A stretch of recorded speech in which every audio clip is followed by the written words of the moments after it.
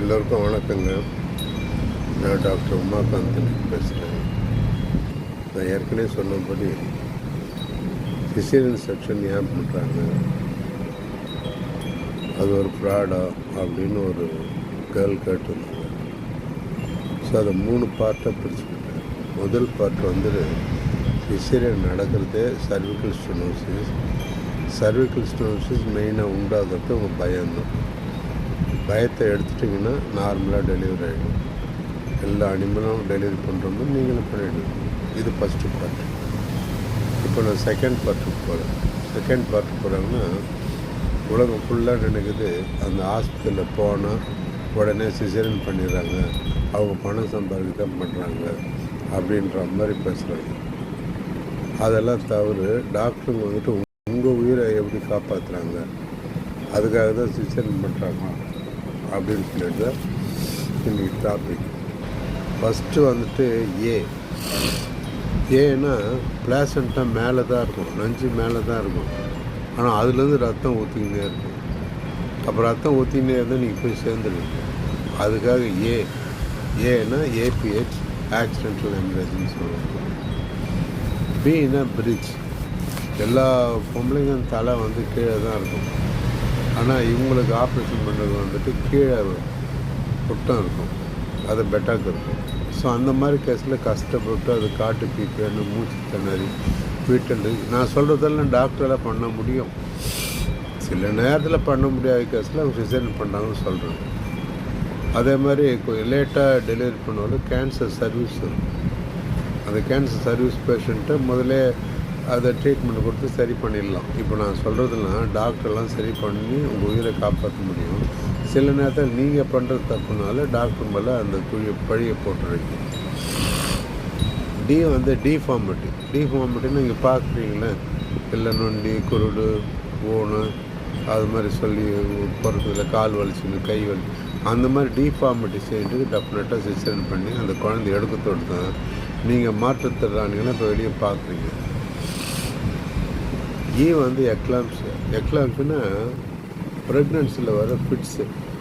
அந்த ஃபிட்ஸில் இல்லைன்னா நஞ்சு கொடி குழந்தை ஆன் த ஸ்பாட் செத்து போயிடும். அதுக்காக அவங்க பண்ணுறது. அதே மாதிரி ஃபீட்டல் டிஸ்ட்ரெஸ். நீங்கள் ரொம்ப டென்ஷன் ஆகினா குழந்தை 120 to 140 இருக்கணும். நீங்கள் பயப்படுத்தினால ஃபீட்டல் டெஸ்ட் 120க்கு மேலேயும் 120 கீழே குழந்தை மூச்சு ஆர்ட் ஃபங்க்ஷன் ஆகிறது கம்மியாகிடும். அந்த மாதிரி ஸ்டேஷனில் ஸ்கேன் எடுத்து பார்த்து ஒரு வாரம் தாங்க விட்டுட்டு அது ஃபீட்டல் டிஸ்ட்ரெஸ் கொஞ்சம் அதிகமாக போனாலும் குறவா போனாலும் குழந்தைய காப்பாற்றுக்காக பண்ணுறது. Gestational diabetes. ஜெஸ்டேஷனல் டயபெட்டிஸ்ன்றது எப்போ ப்ரெக்னென்ட் ஆகுறீங்களோ அப்போ சர்க்கரை வியாதி வந்துடும். அதை விட காப்பாற்றலை. நான் சொல்கிறது என்னென்னா A to Z காரணம் சொல்கிறேன். சிசேரியனுக்கு எல்லாத்தையும் பேஷண்ட் அட்வான்ஸாக போயிட்டு ஒரு நல்ல டாக்டரை கன்சல்ட் பண்ணால் இதெல்லாம் சரி பண்ணலாம். சரி பண்ண முடியாதில் நீங்கள் பார்ட் 1 சொன்ன மாதிரி உங்கள் மனநிலை வச்சுருந்தா கடைசியில் டாக்டருங்க சிசேரியன் பண்ணி தான் அனுப்புங்க. பழியெல்லாம் அவங்க மேலே போடக்கூடாது. 8வது ஹைப்பர் டென்ஷன் எல்லாருக்கும் வரும். ப்ரெக்னென்ட்டே வரும், டயபிட்டிஸ் வரும், ரத்த கொதிப்பு வரும். அதே மாதிரி ஹார்ட் அட்டாக் வரலாம், இல்லை டயபெட்டிஸ் வரலாம். எல்லாத்துக்கும் மருந்து போட்டு சரி பண்ணிக்கலாம். 9 இன்ஃபெக்ஷன். எதனா ஒரு இன்ஃபெக்ஷன் கொஞ்சம் கொரோனா அது மாதிரி எதனா தீர்க்க முடியாமல் ஆன்டிபயோட்டிக் தீர்க்க முடியாத இன்ஃபெக்ஷன் இருந்துச்சுன்னா ஆன்டிபயோட்டிக் உங்களுக்கு கொடுக்க முடியாது. அப்படி கொடுக்க முடியாமல் இருந்துச்சுன்னா அதுக்கு பண்ணுவாங்க. 10வது ஜாண்டிஸ். பயங்கரமாக ஜாண்டிஸ் இருக்குது. என்ன பண்ணுறது? ஆனால் லோக்கல் அனஸ்தீசியா போட்டு ஸ்பைனெல்லாம் போட மாட்டாங்க. லோக்கல் அனஸ்தீசியா போட்டு உங்கள் உயிரை காப்பாற்றுறதுக்கு அந்த குழந்தைய எடுத்துருவோம். 12 லிம்போ கிரானுலோமா வேணியம்னு சொல்கிறது பொம்பளை வியாதி. அந்த காலத்தில் எய்ட்ஸ் வரத்துக்கு முன்னாடி பொம்பளை வியாதிக்கு தான் அதிகம் இருக்கும். சீழை ஒழிக்கணும், ரத்தம் ஒழிக்கணும், புண்ணு ஆகிக்கணும், வலி எடுத்துக்கணும், ஐயோ நாட்டம் எடுத்துன்னு வரும். அந்த மாதிரி லிம்போ கிரானோமா வேணியருக்கு சிசேரியன் பண்ணுவாங்க. இப்போ மல்டிபிள் ப்ரெக்னென்சி. வேர்ல்டு லெவலில் மல்டிபிள் ப்ரெக்னென்சிக்கு சிசேரியன் இல்லைன்றான். 2 குழந்தைனாலும் வெளியே வந்துடும், 3 குழந்தைலாம் வந்துடும், 4 குழந்தைனாலும் வெளியே வந்துடும் சொல்கிறாங்க. சில நேரத்துக்குள்ள மல்டிபிள் கச்சா முச்சான்னு சிக்கல் மாதிரி இருந்துச்சுன்னா அதுக்கு நம்ம பண்ணி எடுப்பாங்க. 14வது வந்துட்டு சோறு இல்லாமல் கேஸு சரியாக சோறு சாப்பிடாம மனநிலை குன்றி போய் குழந்தை கொஞ்சம் சின்னதாக உயிருக்கு போராட்டம் ப்ரீமெச்சூர் மாதிரி அது மாதிரி இருந்து சாவர மாதிரி இருந்துச்சுன்னா நியூட்ரல் டெஃபிஷியன்சி அந்த மாதிரி கேஸுக்கு வந்துட்டு கண்டிப்பாக பண்ணிவிடுவாங்க. அதே மாதிரி குண்டு கத்திரிக்காய் ஒரு ஒபிசிட்டின்னு வச்சிங்களேன். நான் சொல்கிறேன் சிசேரியன் பண்ணாமல் நீங்களே தடுத்துக்கலாம். ஃபஸ்ட்டு பார்ட்டு பாருங்கள்.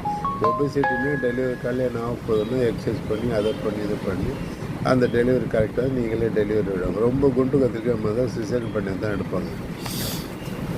அப்புறம் வந்துட்டு 16வது வந்து காக்கா வலி. ஒரு பொண்ணு காக்கா வலி போயிருக்கும், அதை கழுத்தை மூடி மறைச்சிட்டு கல்யாணம் பண்ணிடுவாங்க. அந்த மாப்பிள்ளை வந்து டைவர்ஸாக இருக்கும் போயிடுவோம். திடீர்னு வந்து வயிற்றில் குழந்தை இருக்கும். இப்போ அந்த குழந்தை என்ன பண்ணுறது? வலிப்பு கடைசி நேரத்தில் டெலிவரி தலை வெளியே வரும்போது வலிப்பு வந்துடும். அதனால் அந்த வலிப்பு கேஸை ஆல்ரெடி மாத்திரை கொடுத்துட்டு ஒரு நியூரோ சர்ஜன் நியூரோ பேஷண்ட் கண்ட்ரோலில் சிசேரியன் பண்ணி எடுக்கலாம்.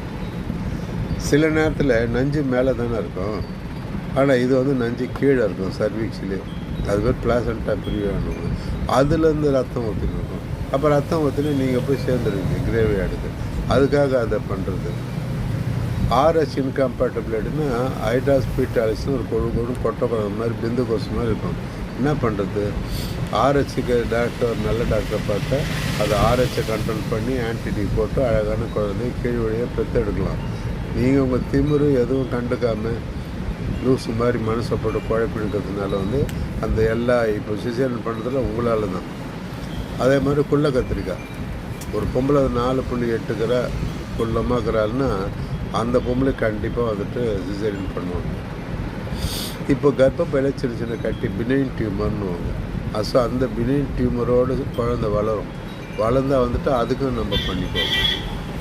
அதே மாதிரி ஏற்கனவே 2 சிசேரியன் பண்ணி இருக்கிறாங்களே, சரி இன்றைக்கி சிசேரியன் வேணாம் விடுறாங்களா? இல்லை, 3வது 4வது குழந்தை பெற்றுக்குவாங்க. அப்போ என்ன பண்ணணும்னா அம்பிளிக்கல் ஏர்னு வாய் அப்படியே திறந்துட்டு அவளால் முக்க முடியாது. முக்கினா குடல் தான் வெளியே வரும். வயிறுகளில் குடல் வெளியே அந்த அம்பிளிக்கல் வழியாக வெளியே வரும். அதனால் அம்பிளிக்கல் ஏர்னியாவுடைய பேஷண்ட்டுக்கு சிசேரியன் பண்ணிவிட்டு அப்புறம் மெஸ் ஒர்க் வச்சு நம்ம தைக்கணும். அது வேறு விஷயம். இப்போ திடீர்னு ஒரு எக்ஸ்ரே எடுக்கிறீங்க. எக்ஸ்ரேயில் வந்துட்டு அந்த டாக்டர் சொல்கிறான், இது மாதிரி வந்துட்டு குழந்தை சரியில்லை, சின்னூண்டு குழந்தையா இருக்குது, பெரிய குழந்தையா இருக்குது. அது மாதிரி வந்துட்டு அந்த சிண்ட்ரோம்ஸ் கிளன்ஃபில்டர் சிண்ட்ரோம் அது மாதிரி நிறைய சிண்ட்ரோம் ஆகும். அந்த மாதிரி வந்து டைபாத்தலமஸ் சிண்ட்ரோம் அது மாதிரி நிறைய அதெல்லாம் வேணாம். அந்த மாதிரி டாக்டர் ஸ்கேனில் போட்டு உங்கள் குழந்தை சரியில்லாமல் தலை சின்னதாகுது, தலை பெருசாகுது அப்படின்னு பார்த்தாங்கன்னா அந்த மாதிரி கேஸுக்கு பண்ணிவிடுவாங்க. லாஸ்ட்டாக வந்துட்டு யோக் சாக் அண்ட் ஜைகோட்டுன்னு. யோக் சாக் ஜைகோட்னா இப்போ ஐவிஎஃப் பண்ணுறீங்கள, அந்த ஐவிஎஃப் பண்ணும்போது அந்த ஊசி போட்டுக்கினே இருப்பாங்க. அவங்களுக்கு எப்போ அந்த குழந்தை மெச்சூர் ஆகுதோ அது வரைக்கும் அங்கேயே பெட்டில் அட்மிட் பார்த்துக்கினே இருப்பாங்க. கடைசியில் கீழே எல்லாம் சரி பண்ண மாட்டாங்க. நீங்கள் தான் வந்து 25 வருஷம் 15 வருஷம் 10 வருஷம் வந்துச்சு இதெல்லாம் மனம் சரியில்லாமல் போகிறீங்களே, அவங்க ஐபிஎஃப் பண்ணோடனே அந்த கடைசி காலத்தை அதை சிசேரியன் பண்ணுவாங்க. அதனால் இன்றைக்கி டாபிக் என்னென்னா, சிசேரியன் டாக்டருக்கு நர்சிங் ஹோம் வைக்கிறாங்க, அதனால் போகணுன்னு பண்ணிவிட்டு பணத்தை கொள்ளையே சம்பாதிக்கிறாங்க அப்படின்னு சொன்னால் அது தப்பு. சிசேரியன் சில இடத்துல சொல்லுவாங்க, ஆனால் நார்மலாக பிறந்துடும். அதுக்கு யார் சொல்கிறது பதில்? நார்மலாக குழந்தை பிறக்கணுவாங்க, அங்கே போய் சிசேரியன். இது யார் தப்பு? இப்போ இந்த தப்புக்கெல்லாம் சிசேரியன் பண்ண காரணத்துக்கெல்லாம் நீங்கள் தான் காரணம். ஏற்கனவே பார்ட் 1ல் சிசேரியன் பண்ணக்கூடிய மனநிலை எப்படி இருக்கும், அது மாதிரி நல்லா இருந்தால் சர்விக்ஸு டைட்டாகிடும், சினோசிஸ். அப்போ எப்படி தலை கீழே வருது? சரி, அப்படியே சினோசோடும் நான் குழந்தைக்கு இப்போ வச்சிருக்குது வயிற்றில் இருக்குது அப்படியே பண்ணினா கூட இந்த ABCDEFG சொன்ன மாதிரி இந்த காரணத்துக்காக உங்கள் உயிரை காப்பாற்றுக்க டாக்டர் வந்துட்டு பெருந்தன்மை தெய்வம் மாதிரி வந்து உங்களை காப்பாற்றுறாங்க. பணம் பிடுங்குறாங்கன்றது சில ஆஸ்பத்திரியில் இருக்கலாம், பட் ஹைலி குவாலிஃபைடு கைனகாலஜிஸ்ட்லாம் செலிப்ரிட்டிலாங்கிறாங்க. அவங்களாம் ரொம்ப டீச்சர் மாதிரி கரெக்டாக இருப்பாங்க. அவங்களாண்ட நீங்கள் இந்த சிசேரியன் பண்ண எல்லாமே கரெக்டாக இருக்கும், காரணம் கரெக்டாக தான் இருக்கும். அதனால் நான் என்ன சொல்கிறேன், மக்களை மைண்டை ஃப்ரீயாக வச்சுங்க, உள்ளத்தை சாவுங்க, எந்த நோய் வந்தாலும் வரட்டும், அந்தந்த டாக்டர் போய் பார்த்து குழந்தை சின்னதாக்கி கீழ் வழியாக பெற்றெடுங்க. நன்றி, வணக்கம்.